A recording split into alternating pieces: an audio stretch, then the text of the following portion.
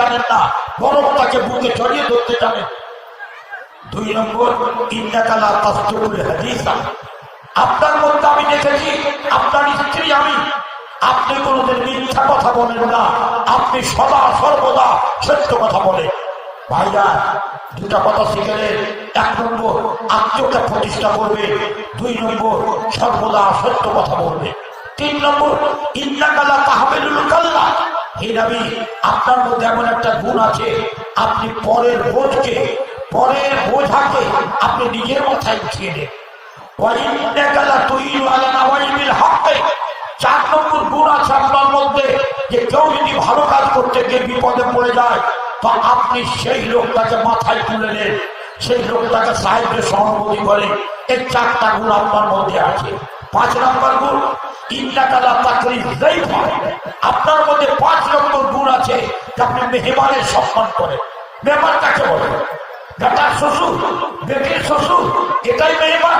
একটা পদের ভিখারি যদি হয় সেটাও মেহমান। আপনার কোনো আলেম যদি আপনার বাড়িতে আসে সেটাও মেহমান। আমি আপনার বাড়িতে এসেছি, আমি আপনার মেহমান। আজকে যদি আমি মেহমান আর আপনি যদি আমার সেবা করেন, আপনি যদি আমার সম্মান করেন, আল্লাহ আপনাকে বেইজ্জত করবে না। কাজে আপনাদের কাছে একটা কথা বলবো, যে ভাই আমার দাঁড়িয়ে আছে একটু সামনে এসে বসে যান, আর যে ভাই আমার বসে আছে আমি মেহমান, আমাকে যদি খুশি করতে চান আমি বলবো যারা পিছনে আছে একটু সামনে চলে আসে, একটু আসেন দেখি। যারা পিছনে আছেন একটু সামনে আসেন। শয়তান আপনার শত্রু, শয়তানকে আপনি আগে বসতে দিবেন কেন? আপনি পিছিয়ে বসে থাকবেন কেন? শয়তানকে তাড়ান এখান থেকে, এবং শয়তানকে হটিয়ে দেন, ফাঁকা জায়গাগুলো পূরণ করে। এটা আপনাদের কাছে অনুরোধ করছি। আপনাদের আমি মেহমান, আমার যদি সম্মান করেন আল্লাহ আপনাদের সম্মান করবে, আল্লাহ আপনাদেরকে বেইজ্জত করবে না, আল্লাহ আপনাদেরকে বেইজ্জত করবে না। আল্লাহ নবীকে বেইজ্জত করেননি, আপনারাও বেইজ্জত করবেন না। আসেন, আমি আপনাদের মেহমান হিসাবে আপনাদের কাছে অনুরোধ করছি, একটু সামনে এসে বসে যান, যেন আপনার সামনে একটা ফাঁকা জায়গা না থাকে যেখানে শয়তান বসার জায়গা পাবে, এই সুযোগটা আপনি করে দেবেন না। এটাই আপনাদের কাছে আমার অনুরোধ। ভাইজান, এবার আপনারা আমি একটা কথা বলছি, কথাটা খুব ভালো করে শুনে যান। আমার প্রথম দাওয়াত হলো যে আপনারা নামাজ প্রতিষ্ঠা করার আগে, সালাত প্রতিষ্ঠা করার আগে আপনারা কোরআন পড়তে শিখুন। আল্লাহ পাকের নবীকে আগে কোরআন পড়তে বলেছেন, তারপরে সালাত প্রতিষ্ঠা করতে বলেছেন। অতএব কোরআন প্রতিষ্ঠা করুন। মায়েরা, বোনেরা, ভাইরা, এবার আপনাদের সামনে খুবই খুশি হলাম, খুবই ভালো লাগছে। হাজার হাজার লোকের মধ্যে আমাদের বক্তব্য রেখে অভ্যাস।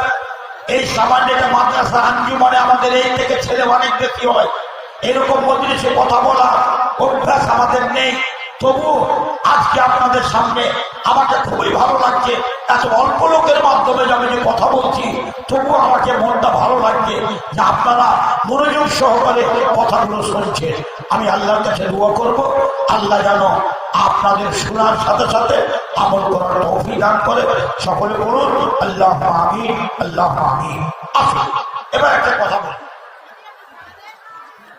এই যে ইস্তার একটা শব্দ লেখা আছে, আমি সমস্ত শব্দের ব্যাখ্যা করব না, একটা শব্দের ব্যাখ্যা করব। এতে লেখা আছে ঈদগাহ।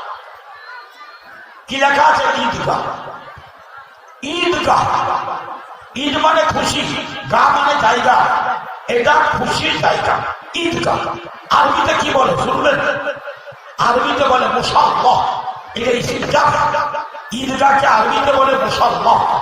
এবং মসজিদ, তো মসজিদটা ইসুজাত এবং মুসাল্লাহটা ইসুজাত। মসজিদ মানে সিজদা করার জায়গা, মসজিদ মানে সিজদা করার জায়গা, আর মুসাল্লাহ মানে নামাজ পড়ার জায়গা। তো আপনারা আজকে মসজিদ করবেন না, সিজদা করার জায়গা মসজিদ আপনাদের আছে, আজকে আপনারা মুসাল্লাহ ঈদগাহ করবেন। একটা কথা ভালো করে মনে রাখেন, ঈদগাহ করার একটা কথা বলে রাখেন যে ঈদগাহ কাকে বলে? পাড়ায় পাড়ায় ওয়াক্তিয়া মসজিদ আছে, পাড়ায় পাড়ায় ওয়াক্তিয়া মসজিদ আছে, আবার কয়েকটা ওয়াক্তিয়া মসজিদ নিয়ে একটা জুমা মসজিদ আছে, কয়েকটা জুমা মসজিদ মিলে নিয়ে একটা ঈদগাহ আছে। খবরদার কেউ মসজিদ ভেঙে ভাববেন না, কেউ বিনা প্রয়োজনে মসজিদ ভাঙবেন না, বিনা প্রয়োজনে ঈদগাহ ভাঙবেন না, বিনা প্রয়োজনে জামাত ভাঙবেন না, বিনা প্রয়োজনে জামাত ভঙ্গ করবেন না, সব সময় দলবদ্ধ পদে থাকবেন। এটা কত বড় একটা জিনিস যে আপনারা 5 ওয়াক্তের নামাজ পড়ে, তখন সেটা হলো আপনার ওয়াক্তিয়া মসজিদ। এবার যখন সপ্তাহে একদিন জুমার দিন নামাজ পড়ে, তো সেটা হলো জামে মসজিদ। আর বছরে 2টা নামাজ পড়ে, একটা হলো ঈদুল ফিতর আর একটা হলো ঈদুল আজহা। এই 2টা নামাজ এটা পড়ে ঈদগাহে পড়ে, এবং বছরে একবার, এটা তো বছরে 2বার পড়ে।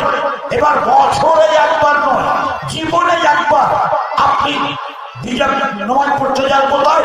বাইতুল্লাহ শরীফ। যারা হাজী সাহেব হজ করতে গেছে তারা বাইতুল্লাহ শরীফ দেখে এসেছে, বাইতুল্লাহতে নামাজ পড়ে এসেছে, বাইতুল্লাহর ঘর দেখে এসেছে, তারা যায়। ওটা হলো জীবন।